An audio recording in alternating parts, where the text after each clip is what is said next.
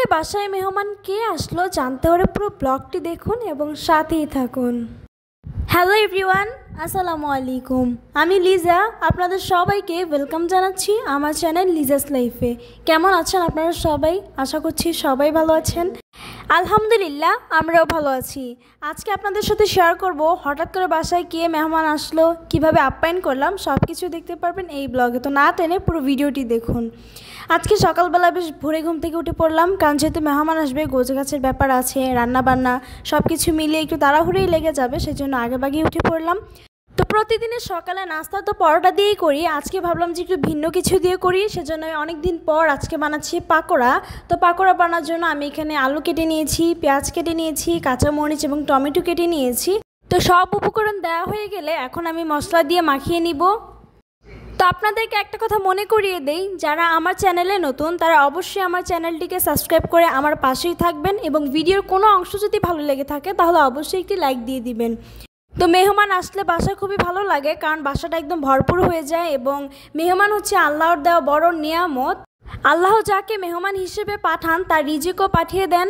তো এই তো অনেক কথা বলে ফেললাম, এখন হচ্ছে কি এগুলো সবগুলো ভেজে নিব। আমার এত ধৈর্য নয়, আমি কয়েকটা ভেজেই চলে গিয়েছি, তারপর বড় আপুকে দিয়েছি যে সবগুলো ভেজে ফেলো। তো আপু সবগুলো ভেজে ফেললো।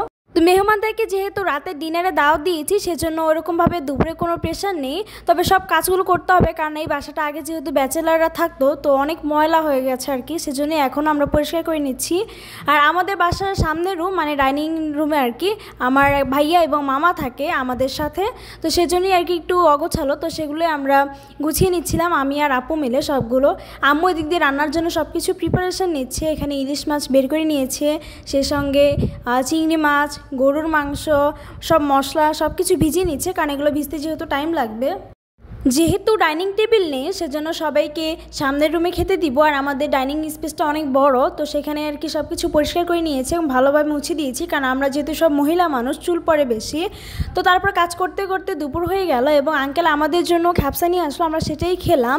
আর এখানে আম্মু হচ্ছে সব কিছু ভিজিয়ে নিয়েছে। তো খাওয়ার পর আমরা বেশ খানিকক্ষণ রেস্ট নিলাম এবং সব কিছু এখন আস্তে আস্তে করে বসিয়ে দিচ্ছি। তো প্রথমে ডিমটা সিদ্ধ করে নিয়েছে আম্মু, আমি সেটা ছিলে নিলাম। আর পাশে আপু হচ্ছে কি সব কিছু ব্লেন্ডার করে নিচ্ছে, পেঁয়াজ বাটা, বাদাম বাটা সব কিছু। তো আজকের রেসিপি তো করবো হচ্ছে কি ইলিশ মাছ ভাজা, ডিম ভাজা, চিংড়ি মাছের বিরিয়ানি, রোস্ট, গরুর মাংস এবং সাথে ছিল সফট ড্রিঙ্কস। তো এই তো আম্মু এখানে প্রথমে বিরিয়ানির জন্য সব কিছু কষিয়ে নিচ্ছে, মানে চিংড়ি মাছটাকে।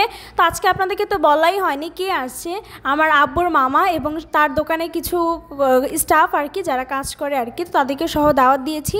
তো এখানে তো দেখতে দেখতে বিরিয়ানি হয়ে গেছে, রোস্টের জন্য চিকেনটাও ভেজে ফেলেছে আপু। আর এখানে ইলিশ মাছগুলো আমি ভাজছিলাম আর কি, আমি আসলে কোনো কাজেরই না, তা আমি কোনো কাজই করিনি, শুধু ইলিশ মাছটা ভাজতে গিয়েছি, সেটা ভাজতে গিয়েও আমার হাতে ছ্যাঁকা লাগে, তাই হ্যাঁ রান্নাঘর থেকে চলে আসে, আম্মু বলে যে যাও তুমি চলে যাও। তো আমি রান্নাঘর থেকে চলে আসে, এসে আইসক্রিম খাচ্ছিলাম এবং আমার ছোটো বোন শসা ছিঁড়ছিল। তো তারপরে রান্নাঘরতে এসে দেখি যে সব রান্নাবান্না হয়ে গেছে।